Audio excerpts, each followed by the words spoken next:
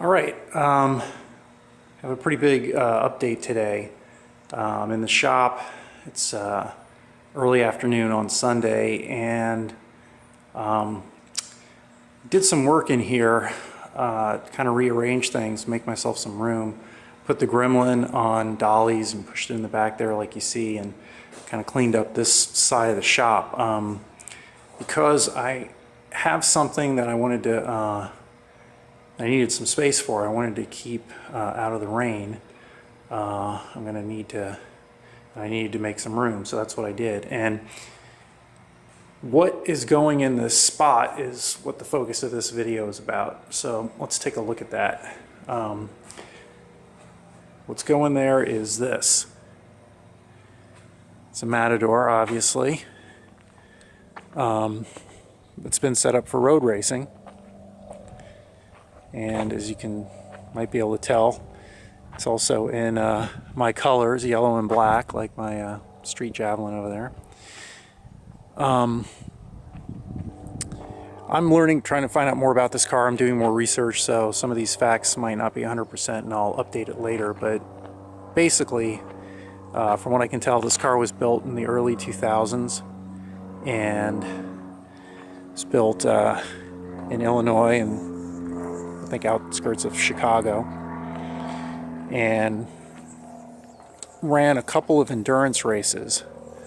As far as I know, it only ran 2 races. I'll try to find out more about that. And I'll show you when we get around to the other side. The stickers for those 2 races are actually on the car, which is cool. I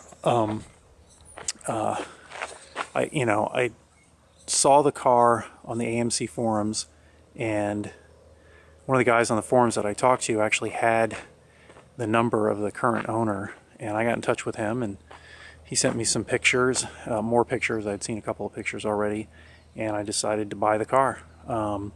Just think it's super cool. Anybody, to find an AMC car that's already been set up for road racing, that's not a $1 million original Trans Am car, just seemed like a pretty good deal to me for someone, it just seemed right up my alley, and I couldn't pass it up. So I had it shipped out here, and went this morning. The truck, was a big enclosed tractor trailer, and he couldn't get down to my house. So we met at a truck stop. I put it on my trailer, brought it home, and I haven't touched it. I just rolled it off the trailer. You see it's still filthy. So like I said, I thought I'd kind of do like an unboxing video and basically let you guys follow along with me as I sort of, really get to check out this car in person for the first time. Here are those race stickers I mentioned.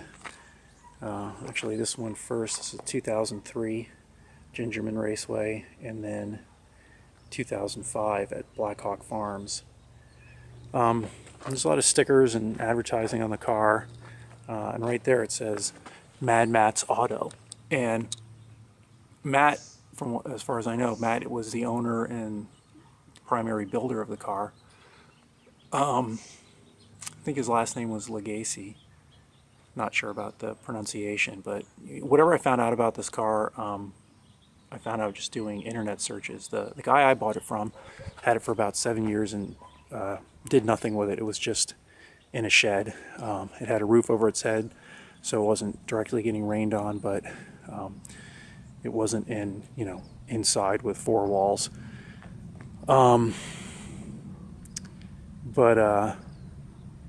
Yeah, so Matt built this car. He raced it a couple of times, and it was endurance racing. So you see over here there's 4 drivers' names. So he had some guys that drove with him. And from what I can tell online, I believe that Matt passed away in late 2011, I think. Maybe 2012, but I think it was 2011. And he had built a couple of other cars. I think after this one, he built a Corvair, and he built a 66, I think, Chevelle. Really nicely looking cars. Very, just great paint. Great. It looked like they were really nicely put together. So maybe this was his first car he built. I don't know. And I don't know why he built a Matador. Doesn't seem like he was exclusively an AMC guy since he built the Corvette and the Chevelle, but just, yeah, when I saw it, it just seemed to have my name written all over it. So not like I need another project, but how often do you find something like this? At least that's what I've told myself. So it's just a shell. There's no engine in it, no transmission.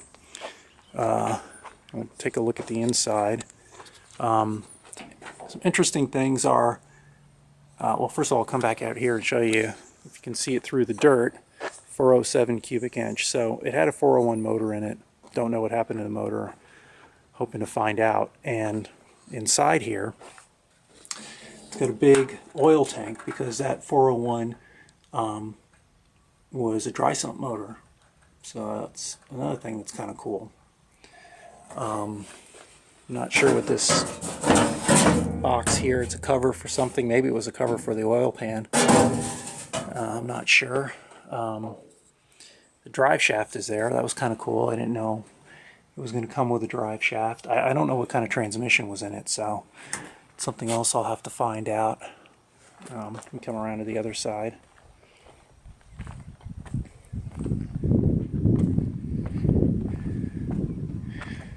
One of the things I realized when I was picking it up this morning, kind of a funny realization, is that Matt was not a tall guy, and I'm right at 6'5", so I haven't tried to sit in it, but I just know already that is never going to fly. I'm actually not going to fit in the car without making some modifications to these seats. It's got this little half seat here and the headrest, and I think that's going to have to come out. These bars are going to have to come out, and my seat's going to have to be way the heck back, and I might even have to cut this crossbar and have it kind of jog back even to give me even more room. So that was not something that I really thought about before I bought it, but it's not a big deal. Looks like the wiring obviously has been kind of chopped up. It seems like it had a trans temp gauge. I thought that was kind of interesting, and axle temp. I'm not too worried about that. I'll probably rip all the wiring out and just start over. Yeah, so that's the interior. One of the other things back here, wasn't too excited to find, is a cat or a dog or a mongoose. I don't know what has been using it. This thing is a litter box, so it's not going to be too fun, but that's going to be one of my first jobs today, is cleaning out all this junk. I'm going to clean out all the crap, literally, vacuum it, and then I'm going to wash it. Let's take a look back here. Fuel cell is gone. I'm going to have to measure that and see what size cell I need. This is kind of cool, this little air box. So when I do get a motor back in, I'll probably reuse that, try to keep whatever original parts I can with the car where they make sense. And I don't know why, but all my cars seem to have hornet's nests or some other crazy type of nest, and look at that. What is that? I hope they're gone, whatever they are, and they're not still around. But yeah, still got the jacking instructions. It's got a tow hook. It's got this rear spoiler, obviously. Pretty simple piece.